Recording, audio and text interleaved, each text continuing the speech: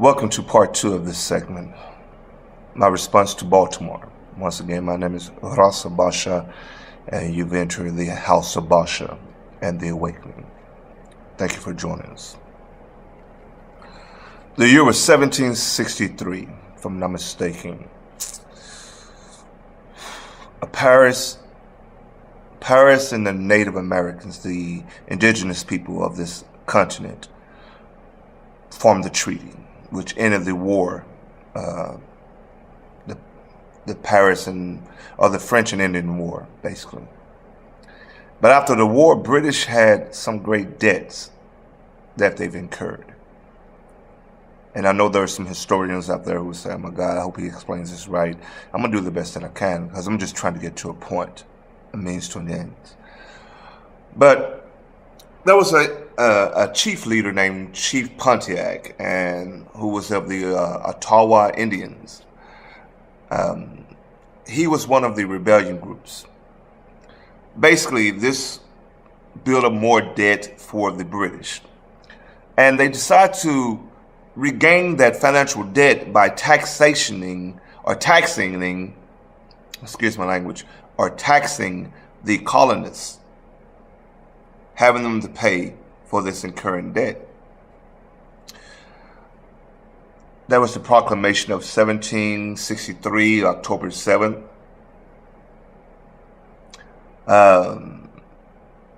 There was the Greenville Acts of 1764, passed by Parliament. And I believe there was a Currency Act passed also by Parliament, which led basically to a Boston town meeting, which led to the colonists becoming unsettled and more ambitious and angry about how they were treated. As I might have mentioned before, you had military presence that was placed in the colonies. They were ravishing, taking what they wished, raping, sleeping with the women of this town, of the colonies. They were taking the silver and pieces, jewelry, values, currency. They were killing individuals of the colonies and were not being persecuted. And there was no justification for these acts, these heinous behaviors.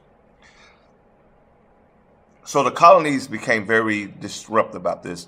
And every time they uprise about this, brought about an uprising, or they tried to do a peaceful assembly, a peaceful protest to voice their concerns and their views of what's been taking place, and questioning the presence of this military, this malicious military, it further angered Britain. So Britain's response was to continue to tighten bands around the necks and the wrists of the colonists by taxing them further in areas of great concerns that provide provisions and currency able to provide for their own families. They even went as further as saying that the American currency was not viable, that they didn't even want the use of American currencies at the harbors or at the ports for as import and export are concerned. They wanted that the colonists was to use British silver, if I'm not mistaken, to pay their debts. They actually was collecting their debt. They wanted their money right away for debts that were owed. So that put the colonists in a strain. And so they responded with a very severe action. I think they got upset and dressed as Native Americans, went up, jumped on top of a ship and threw so many great values of wealth of tea into the harbor or into the ocean. And which really teed off Britain, basically. So Britain also had the colonists to pay for this as well. There was so much that was taking place between Britain and America. Here's history for you. Basically, what I'm getting to is that 8 individuals from 8 different colonies came together along with Benjamin Franklin, and they knew that something had to be done. So Benjamin Franklin went before Parliament and stated that we're tired of this improper injustice towards the colonies, and we are tired of not having actual representation. This virtual representation act is no longer working for us.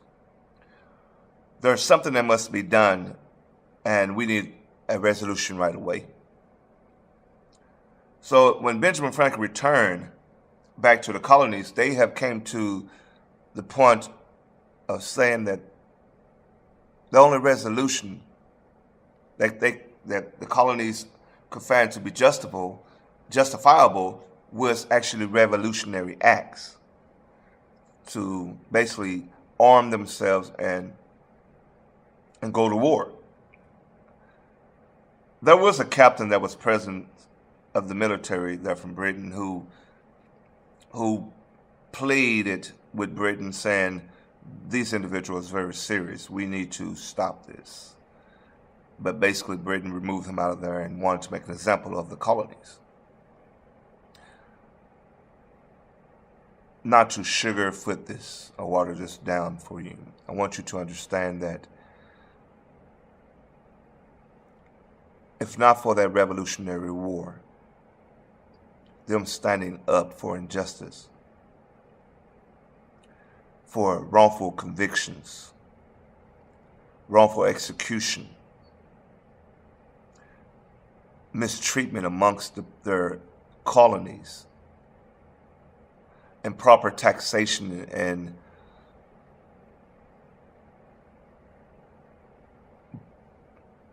barbarian behavior, where would the colonies be today? Where would America be today if they didn't stand up for injustice against Britain? This led to the 1776 independence. Basically, America gained independence from Britain.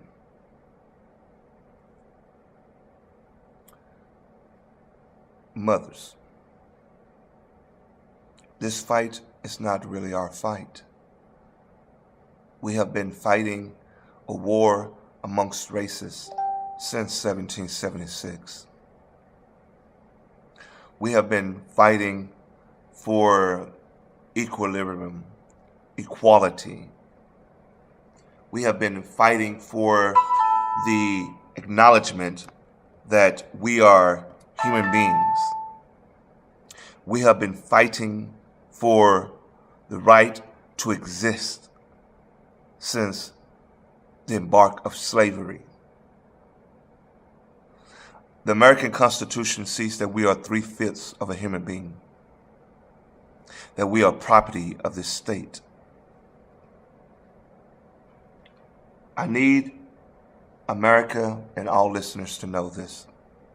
African Americans are not upset with the fact that there has been an action towards an individual due to an individual being of another race. We will be angry if we are being targeted by a black man killing another black man, or a black woman killing a black woman. As any mother or father would be, they would seek justice. As you have sought justice when a white woman lied and targeted and said it was a black man that killed her children, drowned them in the lake, stole her car and drowned her kids in the lake.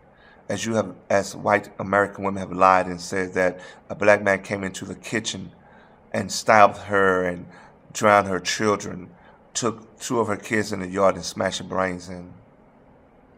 And you initiated a manhunt looking actually for the description given by this woman for an African American man, and actually found one and imprisoned him or incarcerated him. There has been history and history of injustice. More prominent, though, in the African American community. I was told by an officer that because of the history of these individuals that have been murdered by officers, they were a piece of shit.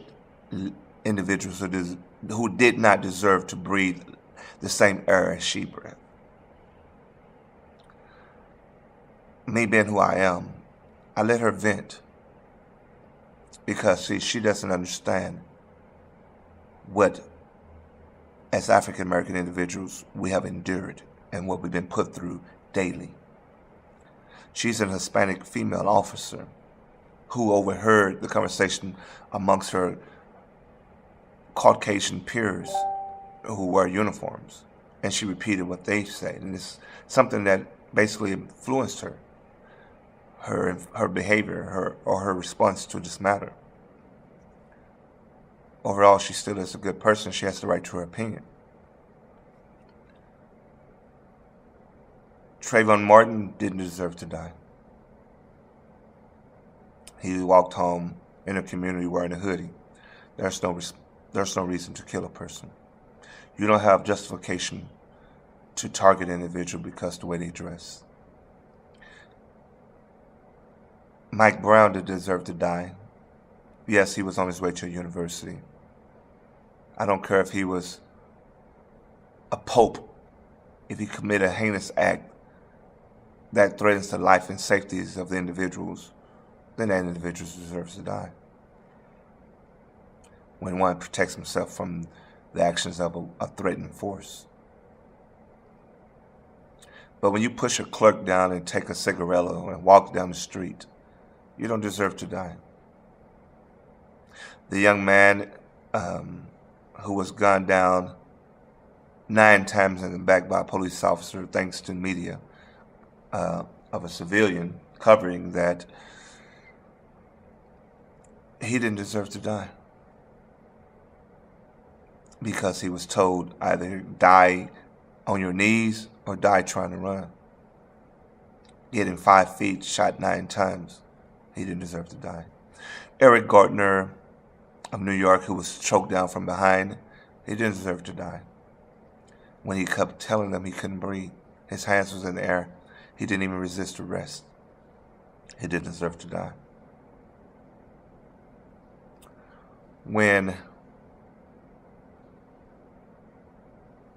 individuals who face this injustice, such as the young man who said his back was hurting and they lift him off the ground instead of calling 911 to aid him.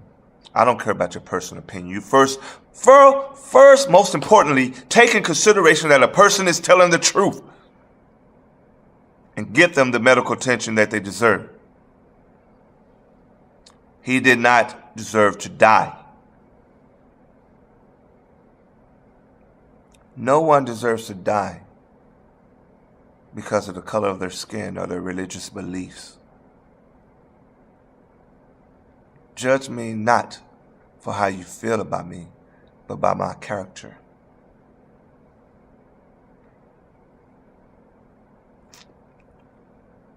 Sometimes kumbayaing and peacefully assimilating oneself is not enough. Sometimes we must rebel against improper actions forced upon us.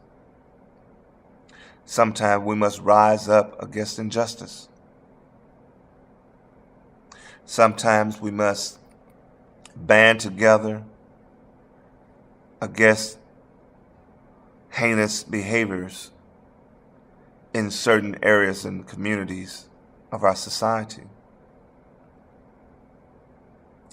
But it's a painful experience to know that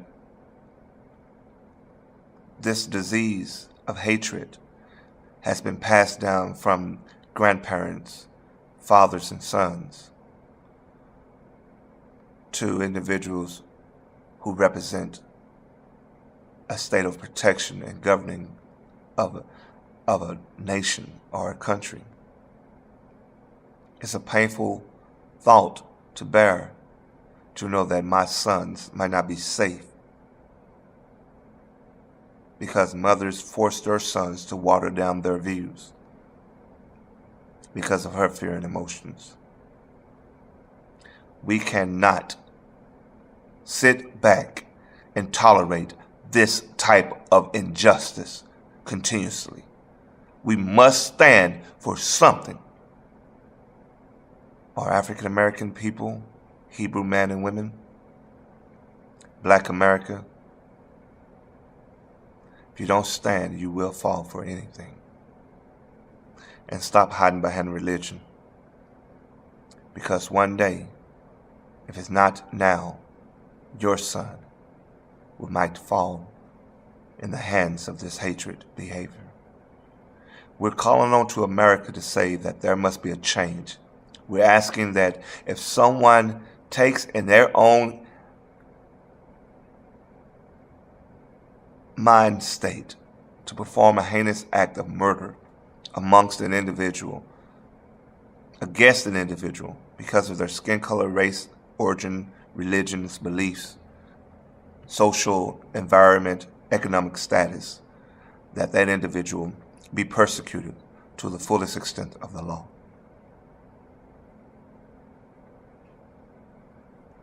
We want America to understand that we are human. We are beings, that we exist. We did not ask to come to this country. We were brought here to this country. And the history of America has been a very violent history. Either take your meds or deal with the consequences. And I rest.